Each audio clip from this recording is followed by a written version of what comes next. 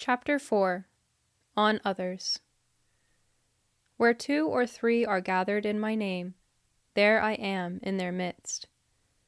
Matthew chapter 18, verse 20. The Red Ribbon. Everyone wants a blue ribbon. Blue. First place. The best. Even kindergartners want that blue ribbon. In sports, I was never a blue ribbon person. In a race, I was always last.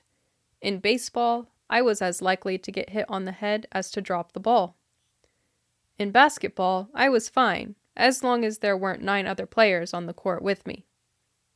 Where I got my horrible sports ability, I don't know, but I got it, and I got it early. During the spring of my kindergarten year, our class had a field trip to a park in town, about 20 miles away. Making that drive now is no big deal, but when you're 6 and you've lived in a town of 300 all your life, going to a town of a couple thousand is a very big deal. Nonetheless, looking back now, I don't remember much of that day. I'm sure we ate our little sack lunches, played on the swings, slid down the slide, typical 6-year-old stuff. Then it was time for the races. However, these were no ordinary races. Some parent had come up with the idea to have the picnic kind of races, like pass the potato under your neck and hold an egg on a spoon while you run to the other side.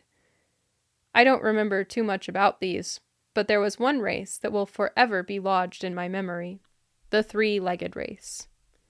The parents decided not to use potato sacks for this particular race.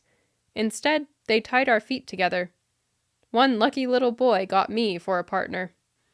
Now, what you have to know about this little boy is that he was the second most athletic boy in our class. I'm sure he knew he was in trouble the second they laced his foot to mine. As for me, I was mortified. This guy was a winner. He almost always won, and I knew that with me, he didn't have a chance. However, apparently he didn't realize that as deeply as I did at the time. He laced his arm with mine, the gun sounded, and we were off to the other side. Couples were falling and stumbling all around us, but we stayed on our feet and made it to the other side. Unbelievably, when we turned around and headed back for home, we were in the lead.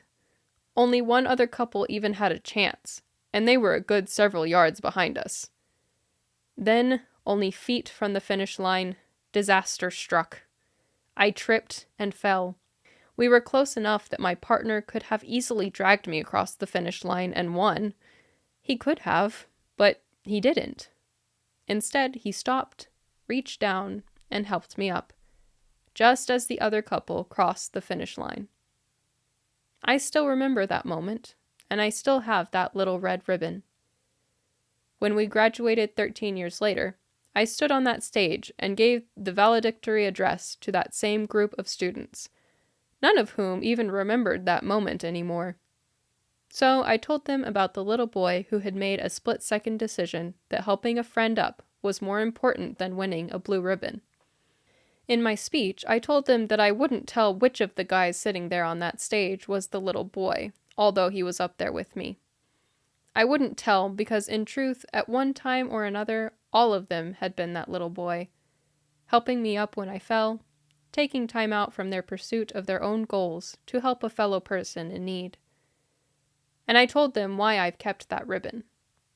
You see, to me, that ribbon is a reminder that you don't have to be a winner in the eyes of the world to be a winner to those closest to you.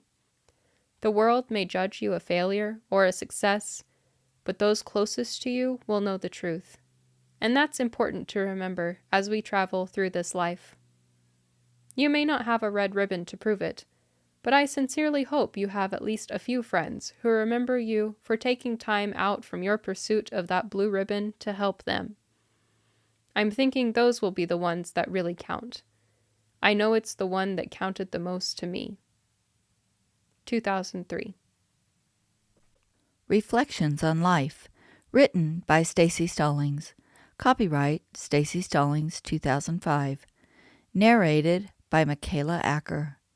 Production copyright Staci Stallings 2023. Like and subscribe to the Staci Stallings YouTube channel so you never miss a second of the story.